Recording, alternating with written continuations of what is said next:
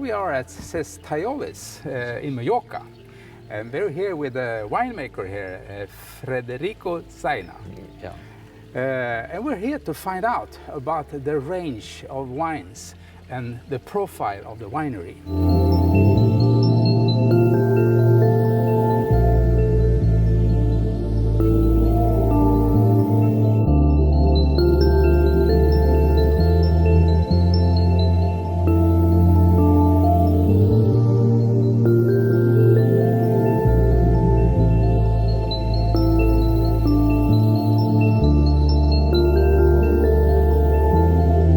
So Federico, if you were to explain for somebody that's never ever tried your range of wines about your style, what would you say? I'm trying to express what is in the vineyards, that's for sure, what is Mallorca, what we have in this terroir. We are exposed to the sea. At the same time, the wines have that concentration of the sun, freshness of the breeze of the sea, and the minerality and salinity from the soil and the sea. So with a touch of the hands of the people that make it. I would say in the rosé is more Provence style because I really like that. The white will be Bordeaux style of whites, and in the reds I will go more with a Bordeaux, but not being Bordeaux. It's we are in Mallorca. I don't want to make a Bordeaux wines. How did you get into wine in the first place? I'm originally from Argentina, from Mendoza, the wine region of Argentina, and my family is with Italian background, so we are always been involved in the wine industry. My dad used to have vineyards when I was little, and he used to be doing all the maintenance of the winery machinery. Then when I went into faculty, I studied agricultural engineering. There was the subject of winemaking, enology, and I really started liking it. It started connecting me to those primary moments in my life. What is so interesting in the winemaking for you today then? I always was very scientific, but I have also an artistic part. And I think winemaking is something that joins both things. Right now, I think we're in an era of that the technology and the new processes are going into producing more specific wines that are more, I would say, expressing what the French call terroir. How did you then end up here in Mallorca and at the Ses Talaioles then? I'm from Argentina, but I did most of my career in Australia. So in 2017, I decided to finish my work there, and in 2019, I started traveling the world. So I did a vintage in Champagne and another one in Bordeaux at the same time. One in, it's in Fronsac, in Bordeaux. There's an offer in Mallorca if you are interested, because they have received it at Bordeaux University. So I apply. I've never been here to Mallorca before, so I apply, and 2 days later I received a phone call, did an interview, and they said, okay, we would like to meet you. I came here first time in Mallorca. I saw the vineyards, I saw the winery, and I saw so much potential here. I really like it. And I said yes. What was your very, very first impression of the Ses Talaioles when you came here? The environment, the atmosphere, the place itself it's a gorgeous place.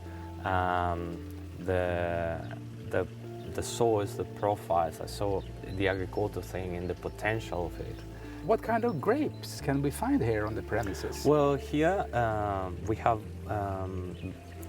autochthonal varieties like Cayet and Mantonegro, and we have Spanish varieties like Tempranillo on the hills, and also we have French varieties, Merlot and Cabernet from Bordeaux, and also Syrah. You got a fantastic range here of wines of your two lines.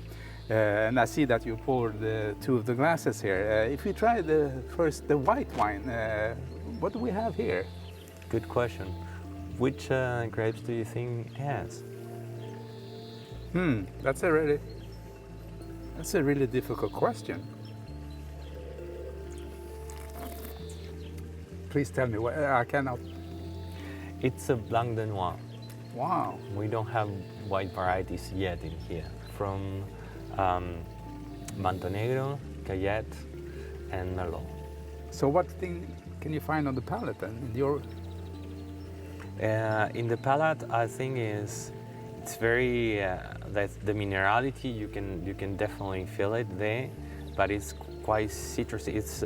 It's a mix of tropical and also citrusy flavors. I would say in the tropical way that we have the melon, some papaya or pawpaw, and then, but we have that limey zest.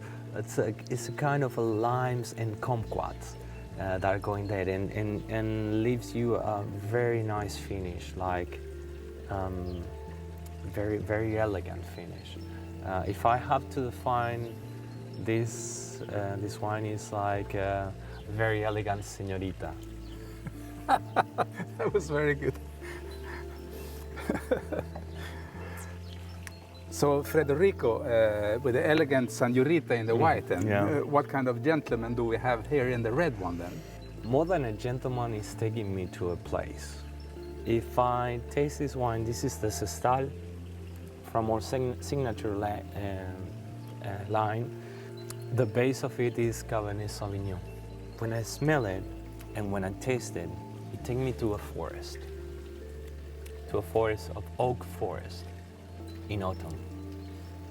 You know, when you walk through the soil and you feel that kind of smell, but also you also smell a little bit of smokiness of the chimneys that they are turning on. So if I get poetical with this wine, I would say it takes me to that place. I think that's one of the things of the two lines, elegant things, elegant wines. That's one of the signatures of Ses Talaioles so far. So Federico, there's a fantastic range, and these two we tried are absolutely fantastic. But if you look into the crystal ball, what whites do we have standing over here, and what reds do we have standing over there? I'm very looking forward to get the white varieties. We're thinking about Giro Ros, that is a autochthonal variety here in Mallorca, and very versatile, and I really like it. And in the reds, I would say that one of the projects for future will be going more into single varieties and single parcels. In the wine world, there's a lot of discussions about the new eras, the new countries, the new wine trends. And a lot of people is talking about the potential that we can find here in Mallorca. What's your take on that?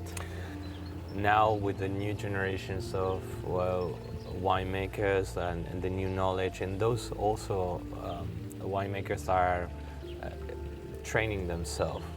You can see a shift into the quality in Mallorca, and the potential it's enormous. The only limit will be probably the water. How to produce wine without using too much water. How to plant the vines in a right density in order to get the best quality without using the water resource that each time is more limiting. So potential is plenty here. So I see a bright future for Mallorca. If you were to give an advice to a young person that wants to become a winemaker like yourself, what would you say? It's simple, the answer. Just follow their passion, follow their heart.